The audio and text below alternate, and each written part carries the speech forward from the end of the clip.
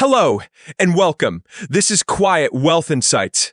I am Godwin, and my goal here is simple: to explain personal finance in a clear, steady way, without noise or pressure. If that's the kind of space you prefer, you're in the right place. And if you're new, feel free to subscribe so you don't miss the next video.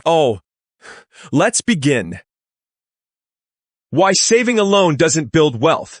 Most people are taught the same financial advice from a young age. Save your money, avoid debt, put something aside every month. And while this advice sounds responsible, it quietly leaves out a critical truth. Saving alone does not build wealth.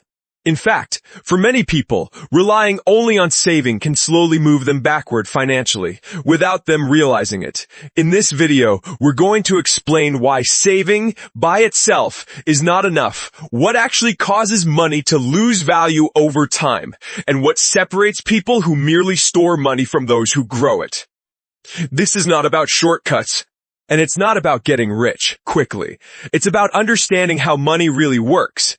Let's start with what saving actually does. Saving protects money. It creates a buffer. It reduces stress. And those are important things. But protection is not growth. When you save money in a bank account, you are essentially choosing stability over movement. Your money stays still while the world around it keeps changing. And that's where the problem begins. The biggest enemy of long-term savings is not spending. It's inflation, is the gradual increase in the cost of goods and services over time. In simple terms, it means money buys less in the future than it does today. $1 today does not have the same purchasing power as $1 10 years ago, and it won't have the same purchasing power 10 years from now, when your savings grow slowly, or not at all. While prices rise, your money quietly loses value. You may see a higher number in your account, but your real buying power is shrinking. This is why many people feel like they're doing everything, right, saving consistently, yet still falling behind. Now, let's look at a simple example. Imagine someone saves $10,000 and leaves it in a low-interest savings account for 10 years. On paper, that money might grow slightly. But over that same period, the cost of housing, food, healthcare, and education increases. By the end of those 10 years, that $10,000 may buy less than it did at the beginning.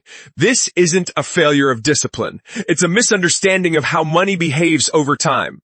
Saving preserves money. Wealth, however, requires growth, and growth only happens when money is allowed to move.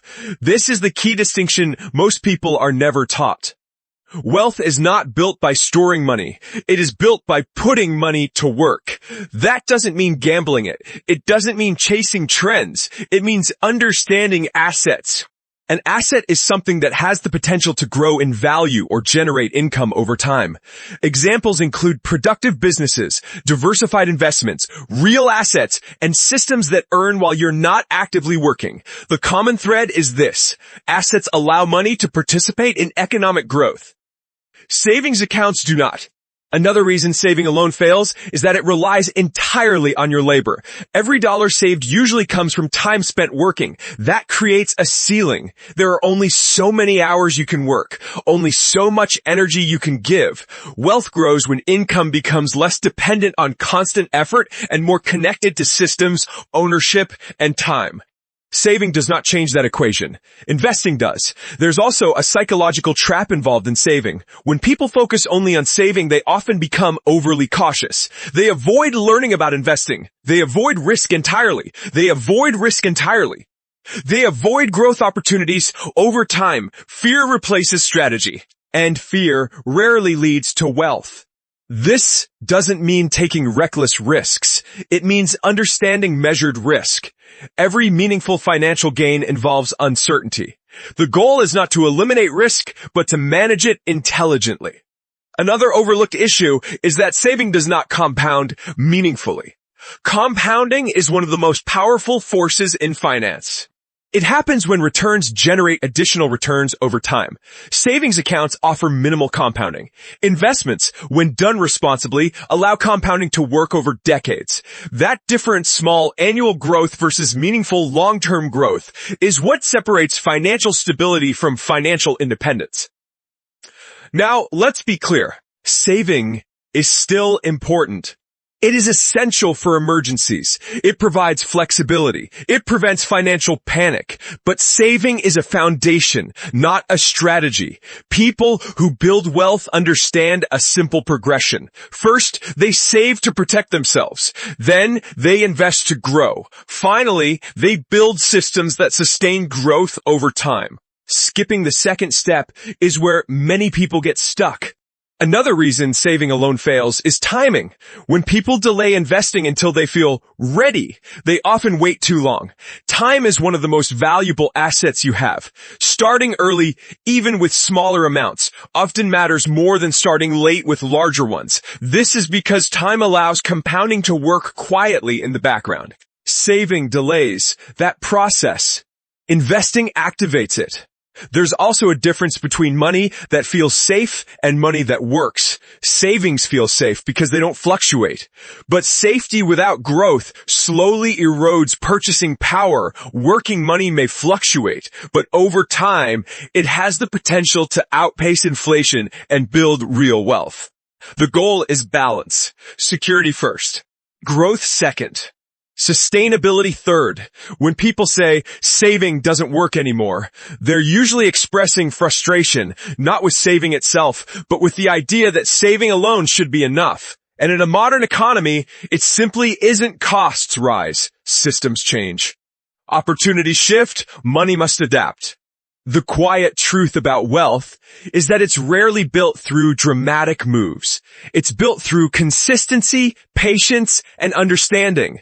Understanding how money behaves. Understanding how inflation works. Understanding the difference between storing value and growing value. This understanding changes how you approach financial decisions. So, if saving alone doesn't build wealth, what should it do? It should support wealth building. Savings give you stability. Investments give you growth. Time gives you leverage.